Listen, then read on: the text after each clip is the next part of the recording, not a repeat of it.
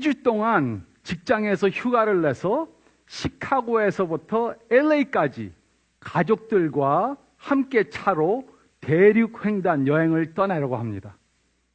그런데 여행을 떠나기 전 계획을 하지 않고 떠나는 사람은 아마 한 명도 없을 것입니다. 먼저 가려고 하는 목적지를 정하고 또 중간중간에 들릴 명소들도 정한 후에야 출발할 것입니다. 물론 인터넷에 가서 호텔도 찾고 식사를 할 식당들도 알아본 후에 떠날 것입니다. 그런데 이렇게 2주 동안 휴가를 가기 위해서는 열심히 준비하는 사람들도 자신들의 하나밖에 없는 인생을 위해서는 계획하지 않고 살 수 있습니다. 스티븐 스캇이라는 사람이 한 설문조사를 보면 97%의 사람들이 별 목적 없이 자신의 인생을 살고 있다고 그렇게 말합니다. 왜 삽니까? 인생의 목표가 무엇입니까? 그러면 97%의 사람들은 모른다고 대답을 했습니다. 이들은 가고자 하는 정확한 목적지가 없습니다. 그래서 아무 생각 없이 운전을 합니다. 매일 똑같은 길을 갑니다.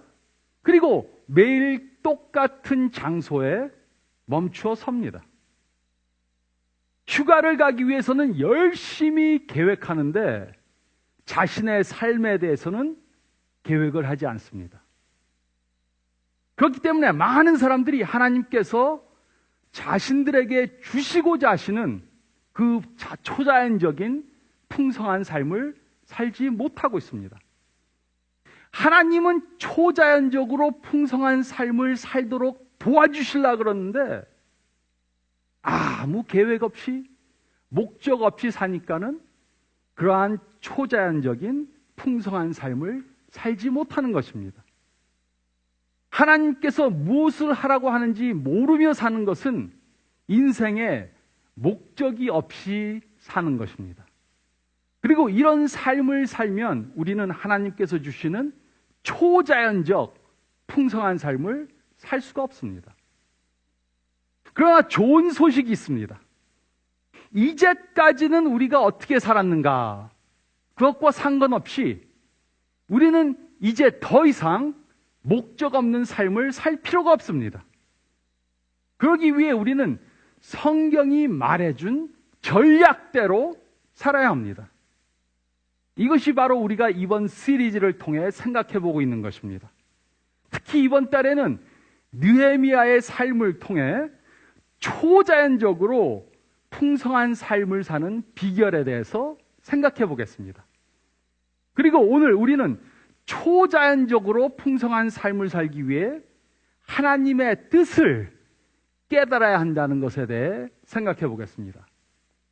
우리가 오늘 읽은 느헤미야 1장 말씀은 하나님의 뜻을 깨닫기 위해 우리는 다음에 3가지 것들을 해야 한다 이렇게 말해주고 있습니다. 그래서 우리가 읽은 말씀 가운데 특별히 1절부터 4절 말씀 보면 첫째로 우리는 우리 주위에 필요한 일들이 무엇인지 살펴봐야 합니다. 우리가 하나님의 뜻이 무엇인가, 우리를 향한 하나님의 뜻이 무엇인가 깨닫기 위해서는 우리는 우리 주위에 필요한 일들이 무엇인지 살펴봐야 합니다. 느헤미야서의 배경은 다음과 같습니다. 이스라엘은 계속해서 죄를 범하는 삶을 살았습니다. 그래서 하나님께서는 선지자들을 계속해서 보내셔서 그들에게 경고해 주셨습니다. 그런데 그들은 계속해서 하나님의 경고를 무시했습니다. 결국 하나님께서는 바벨론 왕국으로 이스라엘을 멸망시키도록 허락하셨습니다. 그래서 이스라엘은 주전 586년에 바벨론으로 포로로 잡혀가게 되었습니다. 그러나 하나님께서는 선지자들을 계속해서 보내셔서 그들이 다시 예루살렘으로 돌아올 것이라고 약속해 주셨습니다.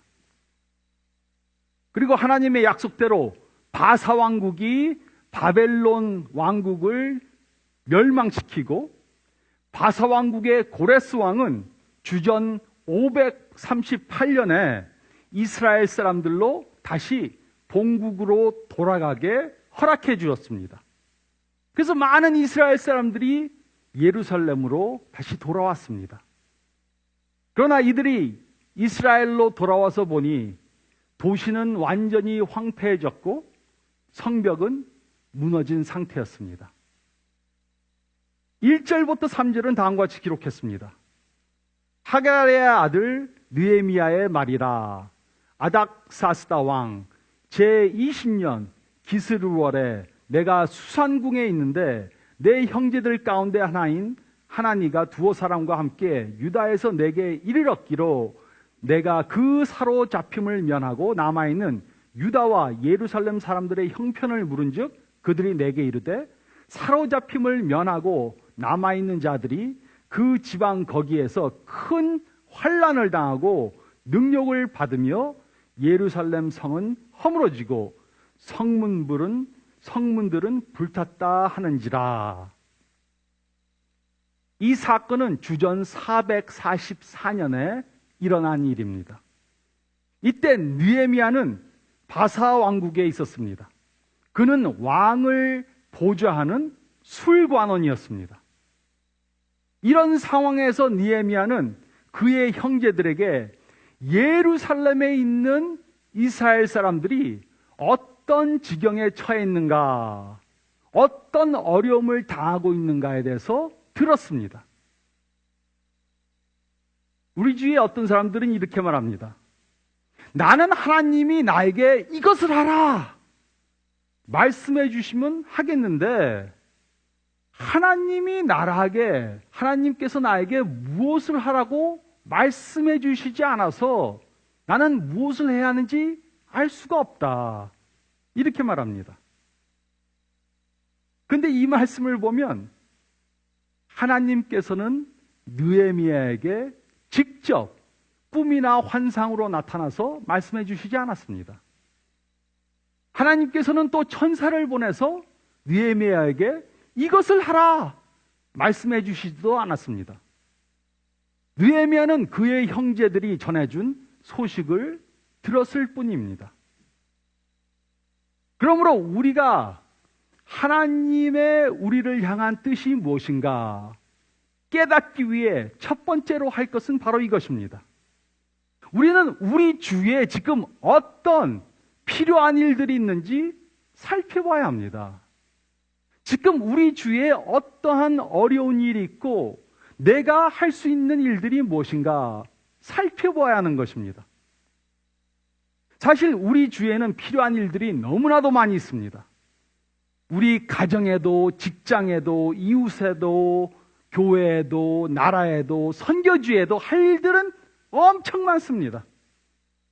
그런데 우리는 이 모든 일들을 다 할 수는 없는 것입니다.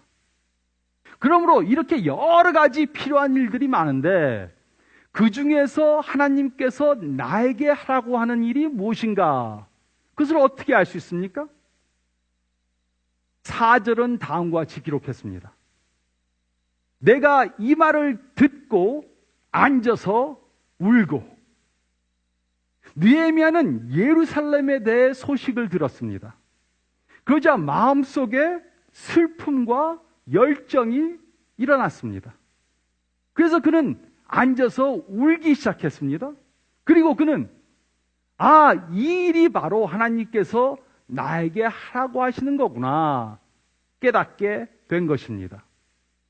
이것이 우리가 하나님의 뜻을 파악하기 위해 매우 중요한 단서가 되는 것입니다.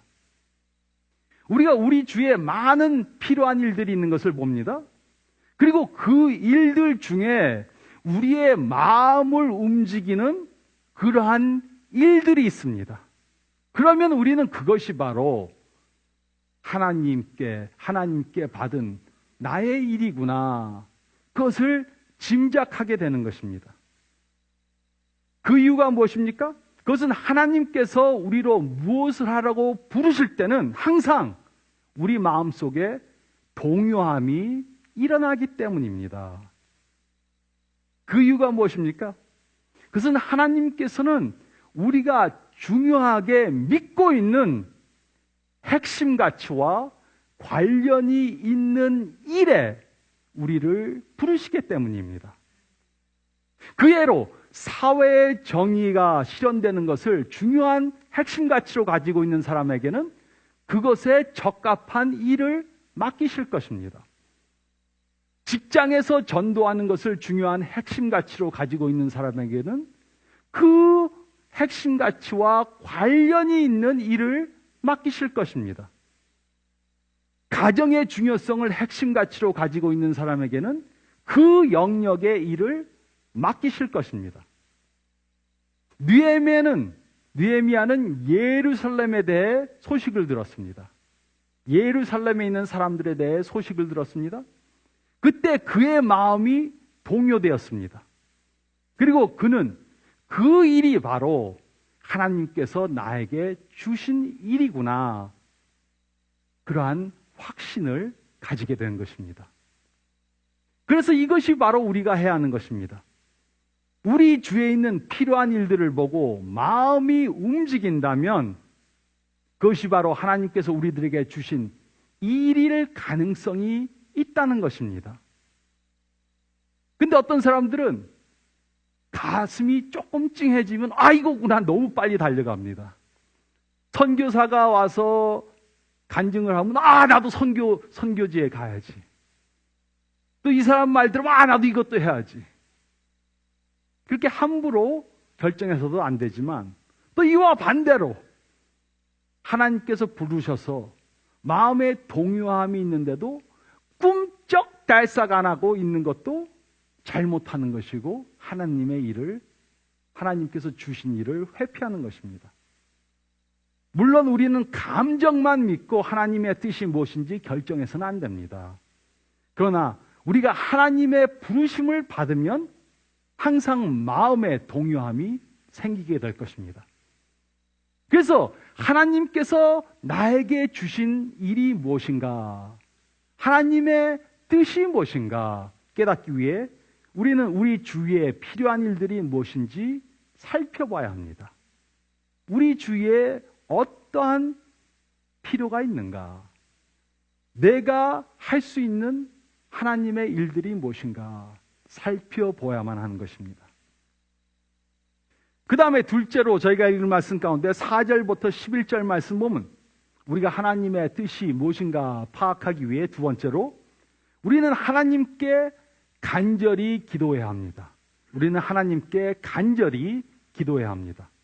4절은 다음과 같이 기록했습니다. 수일 동안 슬퍼하며 하늘에 하나님 앞에 금식하며 기도하여. 느헤미야는 예루살렘에 대해 소식을 들은 후에 곧바로 짐을 싸서 예루살렘을 향해 가지 않았습니다. 그 대신 그는 슬퍼하고 금식하고 기도했습니다. 그는 금식하고 기도하는 것을 여러 날 동안 했다고 그렇게 말했습니다. 근데 어떤 사람들은 하나님께서 자신을 부른다고 생각하면은 모든 것을 다 접어두고 당장 무엇을 해야 된다고 생각합니다. 그러나 하나님께서 우리를 부르신다고 당장 무엇인가를 해야만 하는 것은 절대로 아닙니다. 느헤미야는 예루살렘에 대해 소식을 들은 후 여러 날 동안 슬퍼하고 금식하고 기도했습니다. 그리고 우리도 어떤 때는 기다리며 기도해야 합니다. 그런데 왜 우리는 하나님께서 우리를 부르실 때 기다리며 기도해야 합니까? 첫째로 하나님의 뜻을 분명히 깨닫기 위해서입니다. 하나님이 나에게 하는 것이 무엇인가? 이것 같은데 이것이 정말로 하나님께서 나에게 하라는 것인가? 우리는 처음에 하나님께서 우리를 부르실 때는 그것이 하나님의 뜻인지 아닌지 분간하기 어려울 수도 있습니다. 그러나 기도를 통해 우리를 향한 하나님의 뜻이 무엇인가? 우리는 정확히 알게 됩니다. 그래서 하나님께서는 어떤 때는 우리로 기다리고 기도하게 하시는 것입니다. 또 둘째로 그것은 우리가 성장하기 위해서입니다. 하나님께서 우리를 부르셨는데 우리가 아직 준비가 되지 않았을 수 있습니다.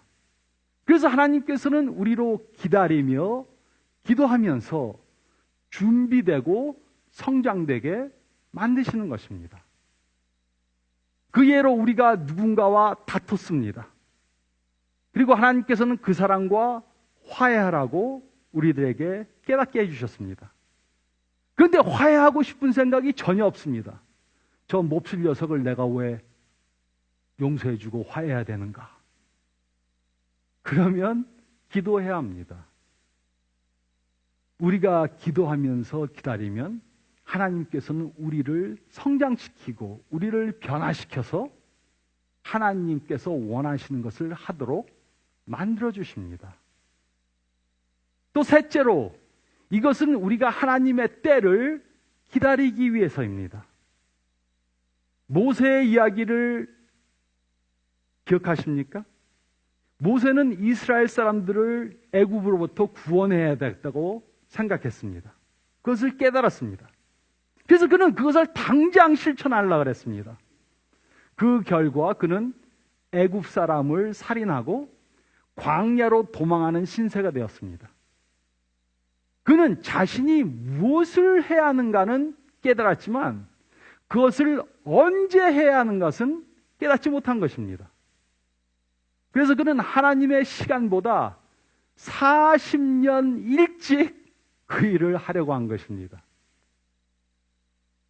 그러므로 우리는 하나님이 우리에게 주신 그 일이 무엇인가?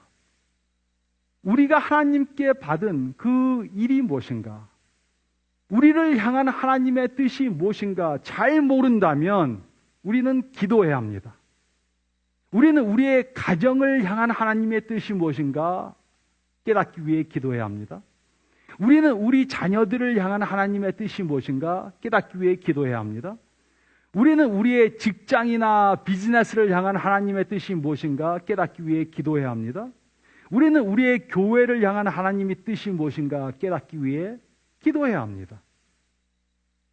근데 우리는 많은 경우 기도로 일들을 시작하지 않습니다. 모든 것을 우리의 뜻대로 다 해보고 길이 막히면 그때야 하나님의 뜻을 묻기 위해 기도합니다. 그러나 우리를 향한 하나님의 뜻이 무엇인가 깨닫기 위해 우리는 하나님께 간절히 기도해야 합니다. 하나님께서 나에게 무엇을 하라고 하시는가? 우리를 향한 하나님의 뜻이 무엇인가 깨닫기 위해 우리는 기도해야 하는 것입니다. 어떤 사람들은 기도하라 그러면은 자신들이 원하는 거 쫙 한 50가지 쏟아놓고서는 하나님 첫째로, 둘째로, 셋째로, 넷째로 쭉 목록 읽어갑니다. 그 다음 날도 또 합니다. 또 합니다. 또 합니다. 제가 여러 번 말씀드렸지만 그렇게 기도하시려면 그냥 하나님 또 기도합니다. 어저께와 이하 동문 해도 이해하십니다. 기도는 우리가 원하는 것을 하나님한테 해달라고 조르는 것이 아닙니다. 하나님, 내가 무엇을 해야 합니까? 하나님께 묻고 그것을 하기 위해 주님, 제가 하나님의 일을 하려고 합니다. 하나님의 뜻대로 하려고 합니다. 도와주세요. 저에게 능력을 주셔서 그 일을 할 수 있도록 도와주세요. 이것이 참된 기도인 것입니다. 그래서 우리는 우리를 향한 하나님의 뜻이 무엇인지 깨닫기 위해 하나님께 간절히 기도해야 하는 것입니다. 또 세 번째로 저희가 읽을 말씀 가운데 8절과 9절 말씀을 보면 세 번째로 우리는 하나님의 말씀으로 점검해 봐야 합니다. 우리가 하나님의 뜻을 깨닫기 위해 우리는 하나님의 말씀으로 점검해 봐야 합니다. 8절과 9절은 다음과 같이 기록했습니다. 옛적에 주께서 주의 종 모세에게 명령하여 이르시되 만일 너희가 범죄하면 내가 너희를 여러 나라 가운데 흩을 것이요 만일 내게로 돌아와 내 계명을 지켜 행하면 너희 쫓긴 자가 하늘 끝에 있을지라도 내가 거기로부터 그들을 모아 내 이름을 두려고 택한 곳에 돌아오게 하리라 하신 말씀을 이제 청하건대 기억하옵소서. 느헤미야는 예루살렘에 가서 이스라엘 백성들을 돕는 것이 하나님의 뜻이라고 생각했습니다. 그러나 그는 그 일을 하기 전에 먼저 하나님께서 하신 말씀을 다시 한번 기억해 보았습니다. 그는 율법서에 기록된 하나님의 말씀을 생각해 보았습니다. 하나님께서는 그들이 범죄하면 포로 생활을 하게 될 것이다 말씀해 주셨습니다. 그러나 그들이 회개하면 그들을 다시 예루살렘으로 돌아오게 할 것이다 약속해 주셨습니다. 그리고 느헤미야는 이 하나님의 약속을 믿고 예루살렘에 돌아가서 성벽을 건축하는 것이 하나님의 뜻이라고 분명히 깨달은 것입니다. 그런데 이 일을 하는 것이 왜 중요한 것이었습니까? 느헤미야는 하나님께서 이스라엘 사람들을 보호하기 원하신다는 것을 알았습니다. 그 이유는 온 인류를 구원하실 메시아가 이 이스라엘로부터 나올 것을 믿었기 때문입니다. 느헤미야가 이 일을 한 것은 내 민족이니까, 나라를 사랑해야 되니까, 물론 그런 생각도 있겠지만 그것보다 훨씬 더 높은 뜻이 있었습니다. 느헤미야는 하나님의 말씀을 믿고 하나님 말씀 가운데 기록되어 있는 메시아에 대한 약속을 믿었습니다. 그래서 그는 예루살렘으로 돌아가서 예루살렘의 성벽을 쌓아서 그의 백성들을 보호함으로 하나님께서 이 백성을 통해 메시아가 오는 것을 준비하기 위해 예루살렘으로 돌아가기로 결정한 것입니다. 그리고 이 약속은 결국 예수님을 통해서 이루어졌습니다. 느헤미야는 하나님의 이 놀라운 계획에 자신이 참여하길 원했습니다. 그래서 그는 자신이 하고자 하는 것이 하나님의 뜻임을 분명히 깨달은 것입니다. 그러므로 우리도 하나님의 뜻이 무엇인가, 나를 향한 하나님의 뜻이 무엇인가, 하나님께서 나에게 하라고 하는 것이 무엇인가 깨닫기 위해 우리는 성경에 쓰인 말씀을 알아야 합니다. 성경에 쓰인 하나님의 말씀을 알면 우리의 가족을 향한, 자녀들을 향한, 직장을 향한, 교회를 향한, 나라를 향한 하나님의 뜻이 무엇인지 깨닫게 되는 것입니다. 우리는 현재 교회를 이전하기 위해서 준비하고 있습니다. 저희가 예배드리는 이 장소가 지난 수요일 날 팔렸습니다. 그래서 이 교회가 이제 저희 교회의 소유가 아닙니다. 빌려서 다른 교회를 구입할 때까지 지금 빌려서 보기로 저희가 계약을 했습니다. 그런데 우리가 6년 전 이 건물로 돌아왔을 때 우리는 약 5년 후에 이 교회를 이전해야 한다는 것을 알았습니다. 그 이유가 무엇입니까? 그것은 우리가 하나님의 음성을 들었기 때문이 아닙니다. 그 대신 교회에 어린아이들이 많아서 건물이 비좁아져서 더 이상 있을 수 없겠다 깨달았기 때문입니다. 그래서 우리는 지난 5년 동안 교회 이전을 위해서 기도해 왔습니다. 이 교회에 들어오자마자부터 다음 건물을 위해서 기도해 왔습니다. 그리고 얼마 전에 이 근처에 교회 건물이 난 것을 알았습니다. 계속해서 기다리며 기도했는데 6개월 만에 6개월 동안 하나님이 기다리고 기도하게 하시고 그 후에 우리 마음속에 이제 교회를 팔 때가 되었다 하는 그러한 마음의 확신이 왔습니다. 그래서 건물을 시장에 내놨더니 5일 만에 부르는 값에 팔려버렸습니다. 그리고 이제 사려는 그 교회와 계약을 하고 지금 이제 마지막 몸만 나오면은 사게 돼 있습니다. 근데 왜 우리는 그 일을 하려고 합니까? 우리는 더 큰 건물로 가서 그곳에서 더 많은 영혼들이 하나님께 돌아오게 하고자 하는 것이 하나님의 뜻임을 알고 성경에 쓰여진 하나님의 말씀과 일치한다는 것을 알고 있기 때문입니다. 이 일을 위해 우리가 한 것이 무엇입니까? 하나도 없습니다. 오직 하나님의 뜻을 깨달아서 하나님이 문을 열어주실 때 쫓아간 것뿐입니다. 어떻게 교회가 5일 만에 부르는 값에 팔려버렸습니까? 우와, 이거 너무 쉽게 10만 불만 더 주고 이 건물에 두 배가 되는 대로 가게 되었습니다. 우와, 놀라운 일입니다. 풍성한 축복을 받았습니다. 저희가 하나님께 받은 축복입니다. 그것은 우리 교회 누가 한 것이 아니고 하나님께서 하신 것입니다. 우리가 하나님의 뜻을 깨달아 초자연적으로 풍성한 삶을 살기 원한다면 우리는 이 하나님의 말씀을 따라야 합니다. 우리 주위에 필요한 일들이 무엇인가 살펴봐야 합니다. 그 다음에 이것이 하나님께서 나에게 하라고 하는 것인가 기도해 봐야 합니다. 그리고 이것을 하려고 하는데 이것이 하나님의 말씀과 일치하는가? 왜냐하면 하나님께서는 하나님의 말씀과 일치하지 않는 일에 우리를 절대로 부르시지 않기 때문입니다. 그래서 우리가 주위에 필요한 일이 무엇인가 살펴보고 그 일을 위해 간절히 기도해보고 하나님의 말씀을 점검해보면 이것이 하나님이 우리에게 하라고 하는 거구나.